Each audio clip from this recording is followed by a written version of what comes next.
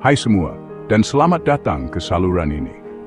Hari ini, kita akan keluar pesisir, jauh ke tengah laut, untuk melihat satu kerja yang sangat besar dan mencabar membina pelantar minyak di tengah-tengah lautan.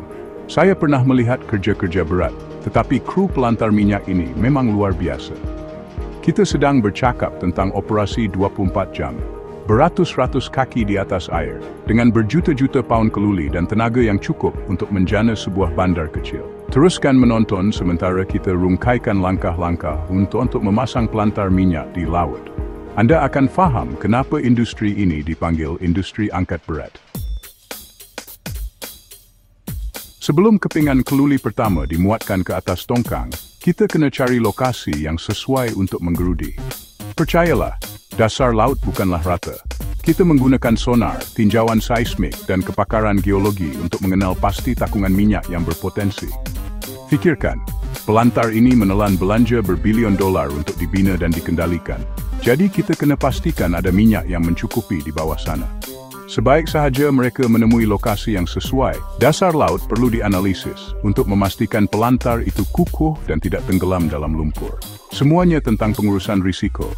Dan mereka seperti bermain catur dengan alam semula jadi. Sekarang tiba masanya untuk logistik. Kita bercakap tentang memindahkan peralatan sebesar sebuah bandar, pelantar penggerudian, tempat tinggal, pipe, penjana, dan macam-macam lagi, dari pelabuhan ke tengah laut. Kapal gergasi, ada yang lebih besar daripada padang bola, dimuatkan dengan segala-galanya yang diperlukan oleh kru untuk hidup selama berbulan-bulan. Jangan lupa helikopter. Ia seperti kuda kerja di dunia luar pesisir, mengangkut kru dan bekalan. Ia satu operasi yang dirancang dengan teliti, dan satu kesilapan kecil boleh menyebabkan kerugian berjuta-juta ringgit. Bab 3. Disinilah keadaan menjadi sangat mencabar. Bayangkan memacu pipe keluli beratus-ratus kaki ke dalam dasar laut. Begitulah cara mereka meletakkan sauh pelantar ini. Mereka menggunakan tukul gergasi, dipandu oleh komputer dan dikendalikan oleh mereka yang sangat berani untuk memacu pipe tersebut jauh ke dalam bumi. Atau, bayangkan struktur konkrit gergasi, lebih besar daripada bangunan pencakar langit, diturunkan perlahan-lahan ke dasar laut. Itulah struktur berasaskan graviti, seperti membina pulau buatan. Ia bukti kepada kepintaran manusia dan kejuruteraan, dan semuanya berlaku beribu-ribu batu dari darat. Bab 4. Dengan asas yang kukuh, tiba masanya untuk membina pelantar itu sendiri. Kren gergasi mampu mengangkat beratus-ratus tan, menghayun kepingan keluli yang besar ke tempatnya. Tukang kimpal bertengger tinggi di atas ombak, mengimpal kepingan-kepingan itu dengan tepat. Ia satu proses yang perlahan dan teliti. Setiap bolt dan kimpalan diperiksa berulang kali. Mereka membina lebih daripada sekadar pelantar. Mereka membina rumah, komuniti, dan simbol cita-cita manusia di salah satu Basque Charter di bumi. Bab 5. Sebelum setitik minyak dipam, seluruh pelantar menjalani pelbagai ujian. Setiap sistem, dari pemutus kecemasan hingga peralatan pemadam kebakaran, diuji dengan teliti.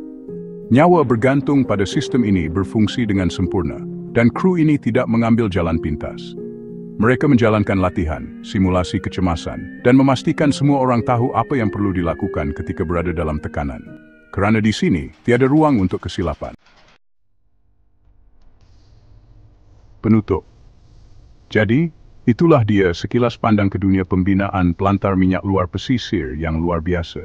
Ia kerja yang kotor, berbahaya dan mencabar, tetapi ia juga satu kerja yang menguji batas kepintaran dan keberanian manusia. Lelaki dan wanita ini bekerja keras untuk membekalkan tenaga kepada dunia kita. Selalunya jauh dari rumah dan dalam keadaan yang ekstrem. Lain kali Anda mengisi minyak kereta Anda, luangkan masa untuk memikirkan usaha luar biasa yang diperlukan untuk mendapatkan minyak itu dari dalam tanah. Terima kasih kerana menonton. Jika Anda mendapati video ini bermanfaat, jangan lupa like, komen, dan langgan untuk kandungan bermaklumat yang lain. Jumpa lagi.